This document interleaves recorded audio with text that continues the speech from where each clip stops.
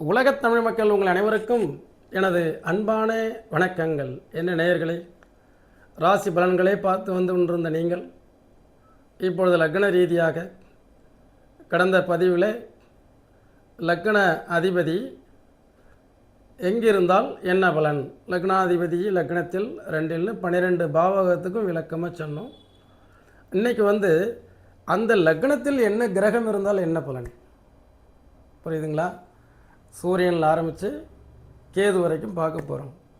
நீங்கள் எந்த லக்னமாக இருந்தாலும் முதல்ல ரேண்டமாக அதில் ஒரு கோள் இருக்குது. இப்போ லக்னத்தில் கோளே இல்லை, இப்போ எனக்கு என்னுடைய லக்னத்தில் எந்த கோளும் கிடையாது. அப்போது ஏதாவது பிரச்சனையா? இல்லை.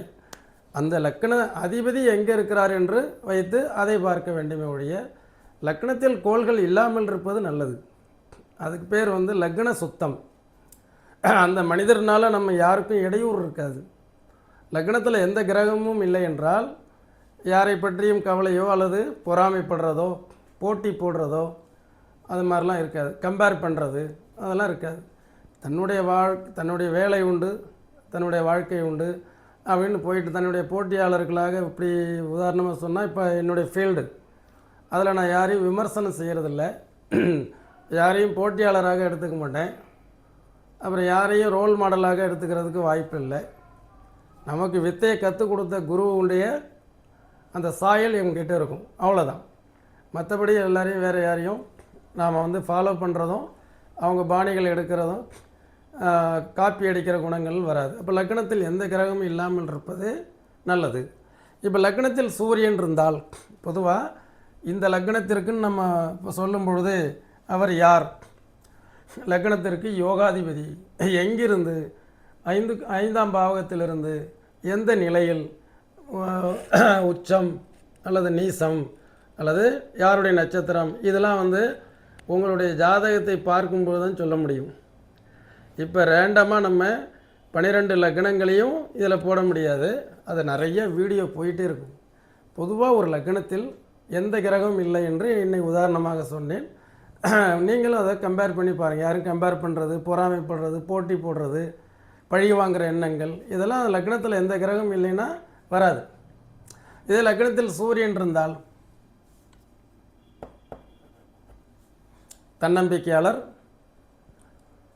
வெற்றியாளர், தைரியமானவர், நிர்வாக திறமை உடையவர், தலைமுடி நரைக்கக்கூடியவர், சிறு வயதிலேயே முடி கொட்டக்கூடிய அமைப்புடையவர், தலைநோய் உடையவர், கண் நோய் உடையவர், தலைமை பண்பு வகிக்கக்கூடியவர், எல்லாத்தையும் நிர்வாகம் செய்பவர், நேர்மையானவர். இதே லக்னத்தில் உங்களுக்கு சந்திரன் இருக்க பிறந்தவர்கள், இதெல்லாம் பிறக்கும்போது இருக்கிறது ஆயுள் வரைக்கும். சார் இதெல்லாம் மாறுமா சார், இந்த கிரகம்லாம் மாறுமான்லாம் கேட்பாங்க. மாறவே மாறாது. நம்ம ஜெனட்டிக்கல் பிறந்ததிலிருந்து நம்ம இறுதி காலம் வரைக்கும் இந்த கிரகம் அங்கே தான் இருக்கும். ராசி தான் உங்களுக்கு கோட்சார ரீதியாக கிரகங்கள் மாறும்பொழுது அதை அப்பப்போ சொல்கிறாங்க. அது ஒரு 20% எடுத்துக்கிறது தான் கோட்சாரம். நான் பல வீடியோக்களில் சொல்லியிருப்பேன். இன்றைக்கி அதுவே பிரதானமாக போயிட்டுருக்கு. என்சான் உடலிற்கு சிரசை பிரதானம், லக்னம் தான் பிரதானம். இப்போ லக்னத்தில் சந்திரன், அந்த சந்திரன் ஆட்சியா உச்சமா நீசமாங்கிறதெல்லாம் உங்கள் ஜாதகத்தை வச்சு பார்க்கணும். அவர் எந்த நட்சத்திரத்தில் இருக்கிறாருங்கிறதையும் ஜாதகத்தை வச்சு பார்க்கணும். அவர் எத்தனை வீட்டுக்கு அதிபதியாக இருக்கிறார் என்பதையும் பார்க்கணும். இப்போ அதை சூரியன் சொன்னோம் இல்லையா, 5 குடையவன் லக்னத்தில் உச்சம், அது ஒரு பாயிண்ட் மேச லக்னக்காரங்க எடுத்துக்கலாம். 5 குடையவன் உச்சம்னா புத்திசாலி, அறிவாளி, நல்ல குழந்தைகள் உடையவர், ஆண் குழந்தைகள் உடையவர், குலதெய்வத்தினுடைய அனுகிரகம் உடையவர்னு எடுத்துக்கணும். சரிங்களா? நம்ம சாம்பிள் லக்னம் ஒன்று போடுறதுனால ஒன்றுக்கு மட்டும் சொல்கிறோம், மற்றதுக்கெல்லாம் சொல்லியேன்னு வருத்தப்படக்கூடாது. இப்போ சந்திரன் பொதுவாக 4 குடையவன் சந்திரன் எடுத்துக்கணும் ஃபஸ்ட்டு. அதுதான் யார் எங்கிருந்து, சந்திரன் யார்னா சந்திரன் எங்கிருந்து, 4லிருந்து எந்த நிலையில், பகை நிலையில், நட்பு நிலையில், உச்ச நிலையில், நீச நிலையில்னு எடுத்துக்கணும். இப்போ சந்திரன் ரேண்டமாக பார்த்தா என்ன, அந்த காரகன் மனோகாரகன், அப்போது சிந்தனைவாதி, புத்திக்காரகன். அப்போ பல புத்தி சிந்தனை வருமா, குழப்பங்கள் வருமா, தீர்மானிக்க முடியாது. அதே சந்திர திசை நடந்தால் இன்னமும் ஆக்சிலேஷன் அதிகமாகும், பதட்டம் அதிகமாகும். சரிங்களா? அடுத்தது சந்திரன் முடிவெடுக்க தயங்கக்கூடியவர், தாய்ப்பாசம் உடையவர், தாய் தன் கூடவே இருக்க வேண்டும் என்ற எண்ணம் உடையவர். இப்போ செவ்வாய் லக்னத்தில், இந்த லக்கணத்திற்கு லக்னாதிபதியே லக்னத்தில், யார் சொல்கிறதையும் கேட்க மாட்டார். இவர் தான் தீர்மானிப்பார், இவர் தான் முடிவெடுப்பார். அவசரக்காரர், படபடப்பானவர், வேகமானவர், உஷ்ண நோய் உடையவர், வார்த்தைகள் கடுமையாக இருக்கும், ஸ்ட்ரிக்டானவர். இவரெல்லாம் காவல்துறையில் இருந்தால் மிகச்சிறந்த அதிகாரி. நல்லா இவரெல்லாம் பார்த்தீங்கன்னா இன்டெலிஜென்ட் போலீஸ், இன்டெலிஜென்ட் இன்ஸ்பெக்டர், அந்த மாதிரி பதவி உயர்வு பெறக்கூடியவர்.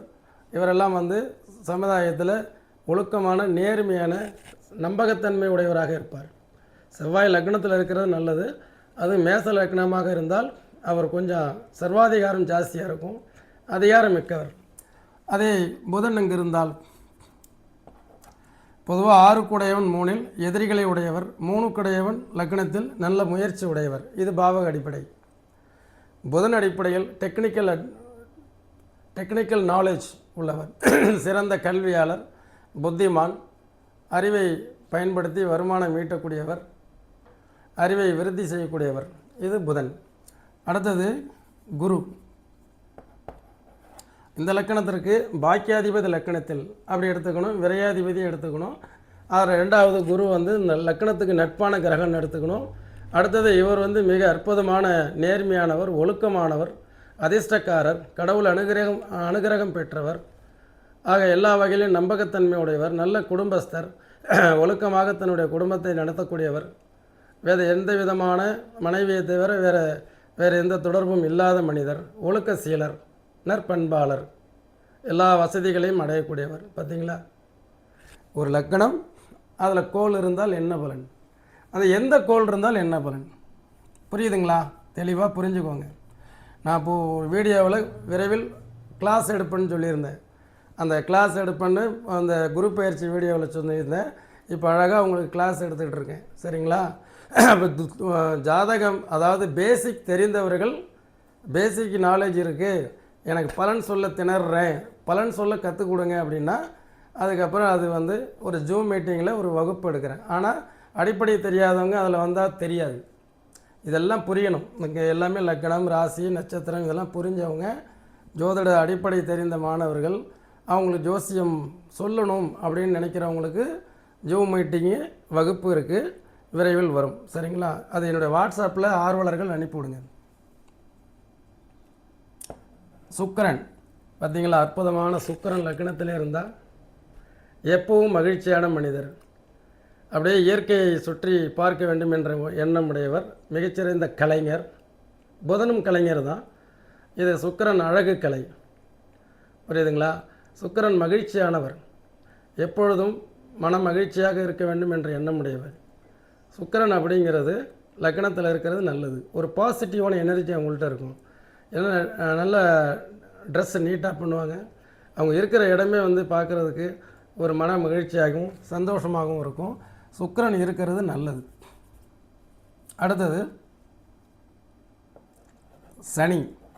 லக்னத்தில் சனி இருக்கக்கூடியவர். இந்த லக்னத்திற்கு 11-10-11 லக்னத்தில் அவராகவே தொழில் பண்ணணும், அவராகவே லாபத்தை பெறணும், அவராகவே கஷ்டப்படணும், சின்ன வயசுலேருந்தே உழைப்பால் உயரணும், தனிமையை இருக்கக்கூடியவர், சதா சிந்தனைவாதி, அதே மாதிரி நெகட்டிவான எண்ணங்கள், தாழ்வு மனப்பான்மைகள், இந்த மாதிரி உடையவர்கள். இப்போ சூரியன் இருந்தால் முதல்ல தன்னம்பிக்கையை குறிக்கும்னோம். இதே சனிக்கு லக்னத்துக்கு வரும்பொழுது தன்னம்பிக்கை அற்றவர். ஏன்னா சூரியன் ஒளி, கான்ஃபிடென்ட் ஜாஸ்தி, சனி இருள், தெரியல, எங்கேயுமே ஒன்றுமே தெரியல. அப்போ எப்படி தன்னம்பிக்கை இருக்கும்? இதுதான். நீங்கள் சும்மா 9 ராசிக்கு உண்டானதையும் எடுத்து வச்சுக்கிட்டு இந்த வருஷம் ஏன் எனக்கு ஜாக்பாட் அடிக்கலை, இந்த வருஷம் ஏன் எனக்கு கொடுக்கல அப்படின்னா, இந்த வருஷம் ஏன் நீங்கள் முயற்சி பண்ணலை, இந்த வருஷம் ஏன் உங்களுடைய கான்ஃபிடென்ட் இல்லை, இந்த வருஷம் ஏன் உங்கள்கிட்ட உங்கள் டெப்த் இல்லை ஜாதகத்தில்னு இதை வச்சு தான் முடிவு பண்ணணும். லக்னம். அப்போ லக்னத்தில் சூரியன் இருந்தால் என்ன சொன்னோம், குரு இருந்தால் என்ன சொன்னோம், சுக்கிரன் இருந்தால் என்ன சொன்னோம், இப்போ சனி இருந்தால் என்ன சொல்கிறோம், ஜாதகர் உழைத்தால் தான் உயர்வு. போய் லாட்ரி சீட்டு போய் மலேசியாவில் பார்த்தீங்கன்னா வாரம் புதன்கிழமை, சனிக்கிழமை, ஞாயிற்றுக்கிழமை டோட்டோவில் போய் நின்றுருப்பாங்க லைனில். அப்போ லக்னத்தில் சனி இருந்தாலே என்ன செய்யும்னா ஒரு சில சனி நல்ல யோகத்தை கொடுக்கும். அது துலாம் லக்னம், 5 கூடையவன் லக்னத்தில் உச்சம், இவருக்கு லாட்ரி அடிக்கும். புரியுதுங்களா? அதே மாதிரி வந்துட்டு பாக்கியாதிபதி இந்த லக்கணத்திற்கு 9 கூடையவன் சனி இங்கே இருக்குது. இந்த மிதன லக்கணம், இது பாக்கியாதிபதி சனி. என்ன சார் ரேண்டமாக சொன்னீங்க, மேச லக்கணத்துக்கு சனி நீசமாயிடுச்சு, இதுக்கு ஒரு மாதிரி சொல்கிறீங்க, அதே சனி இவருக்கு ஒரு மாதிரி சொல்கிறீங்க, அதே சனி துலாமுக்கு இதுக்கு ஒன்று சொல்கிறீங்க, அதே சனி இந்த கும்பத்துக்கு ஒரு மாதிரி சொல்கிறீங்களே. இவருக்கு சனி நீசம், இவருக்கு லக்னாதிபதி சனி ஆட்சி, இந்த லக்னத்தில் சனியே உச்சம், இந்த லக்னத்தில் வந்து சனி பாக்கியாதிபதி ஃபார்ச்சூன் அதிர்ஷ்டத்தை. இப்படி தான் இதுதான் ஒரே ஜோதிடம் என்பது மிகப்பெரிய கடல். அதில் மூழ்கி முத்தெடுத்தவர்கள்லாம் ரொம்ப ரொம்ப கம்மி. பாவகத்தை நேற்று பார்த்தோம், இன்றைக்கி பாவகத்தில் என்ன கிரகம் இருக்குதுன்னு பார்க்குறோம். நாளைக்கு பாவகத்தில் லக்னத்தில் எத்தனை கோள்கள் இருந்தால் என்னென்ன பிரச்சனைகள்ங்கிறது பார்க்க போகிறோம். இப்போ சனி இருந்தால் விரக்தி, தனிமை, நோயுற்ற தன்மை மாதிரி ஒரு சோர்வுத்தன்மை, அவங்க வந்து பார்த்திங்கன்னா உழைப்பால் உயர்வு, வாழ்க்கையில் கஷ்டப்பட்டு நான் முன்னேறணுன்னு சொல்கிறது, தாமத திருமணம் அல்லது ரொம்ப சின்ன வயசுலேயே திருமணமாகிறது. இதெல்லாம் லக்னத்தில் உள்ள சனி உழைப்பை உயர்த்தும், கடமையை உணர்த்தும். கண்டிப்பாக வேலையில் வேலை செய்யணும், வேலை செஞ்சு தான் பிழைக்கணுங்கிற எண்ணங்களை உருவாக்கும். இதே லக்னத்தில் ராகு, இதுதான் இந்த ராகு லக்னத்தில் இருந்து அது பேராசை, பிரம்மாண்டம், பேராசை உருவாக்கக்கூடியது. இப்போ அது எந்த நட்சத்திரத்தில் உள்ளது, இதுக்கு வீடு கிடையாது, எங்கே இருக்கிறாரோ எந்த நட்சத்திரம், அதே மாதிரி எந்த வீட்டில் இருக்கிறாரோ அந்த வீட்டினுடைய பலனை செய்யும். அந்த திசை வந்தால், இல்லை என்றால் ராகு லக்கணத்தில் இருக்கக்கூடியவர்கள் ஆராய்ச்சியாளர்கள், மருத்துவர்கள், அதே மாதிரி விடாமுயற்சி எடுக்கக்கூடியவர்கள், பெரிய பெரிய திட்டங்கள் உடையவர், பெரிய பெரிய ஆசைகள் உடையவர், நோயுற்றவர், தலைநோய் உடையவர், இந்த மாதிரிலாம் இதை சொல்லுவோம். இப்போ லக்னத்தில் கேது, இந்த கேது பார்த்திங்கன்னா கேது பொதுவாக செவ்வாயினுடைய வீட்டு பலனை செய்யும்னு சொல்லுவாங்க. ராகு வந்து சனியினுடைய வீட்டு பலனை செய்யும்னு சொல்லுவாங்க, சனியினுடைய குணங்கள். இப்போ கேது லக்னத்தில் இருந்தால் என்னுடைய அனுபவத்தில் எந்த முடிவும் டக்குன்னு எடுக்க மாட்டாங்க. அவ்வளோ சீக்கிரம் அவங்கள புரிஞ்சிக்க முடியாது, புரியாத புதிர். அவங்க ஒரு ஃபிலாசபர், நிறைய ரிசர்ச் பண்ணுவாங்க, ஆராய்ச்சியாளர். இவங்கெல்லாம் மெடிசின், மெடிக்கல், மருத்துவம், சயின்டிஸ்ட் இப்படி இருந்தால் நல்லது, பிஹெச்டி. இந்த லக்னத்தில் சனி இருக்கக்கூடியவர்கள், அதாவது கேது இருக்கக்கூடியவர்கள் எந்த ஒரு விஷயத்திலையும் உடன்பட மாட்டார்கள். இதிலே சந்திரன் சேர்ந்திருந்தால், செவ்வாய் சேர்ந்திருந்தால், ராகு சேர்ந்திருந்தால் அடுத்த பதிவு அதுதான். அப்போ இன்றைக்கி நம்ம பார்த்த வகையில் கேது வந்து கடைசியாக லக்னத்தில் இருக்கக்கூடியவர்கள் அந்த பேராசைக்கு ஆப்போசைட்டாக இருப்பாங்க. பேராசை ராகு, அதுக்கு நேர் ஆப்போசைட்டு கேது. புரிஞ்சுக்கிட்டிங்களா? கொஞ்சம் கொஞ்சமாக இந்த வீடியோக்களை திரும்ப திரும்ப பாருங்கள். இப்போ உங்களுக்கு பிடித்தால் லைக் பண்ணுங்கள், மேலான கருத்துக்கள் எழுதுங்க. அதே மாதிரி ஜோதிட ஆர்வலர்கள் உங்களுடைய நண்பர்களுக்கு எல்லாம் அனுப்பிவிடுங்க. நான் எப்படி கடந்த 4 நூற்றாண்டுகளுக்கு மேலே உங்களை வழி நடத்திட்டு வர்றேங்கிறத இதை வச்சு தான் நான் மிக தெளிவாக சொல்லிக்கிட்டு வர்றேன். இதே மாதிரி நிகழ்ச்சியில் மீண்டும் சந்திப்போம். என்றும் உங்கள் முனைவர் ஆலயம் ஜி. சுவாமிநாதன். நன்றி, வணக்கம்.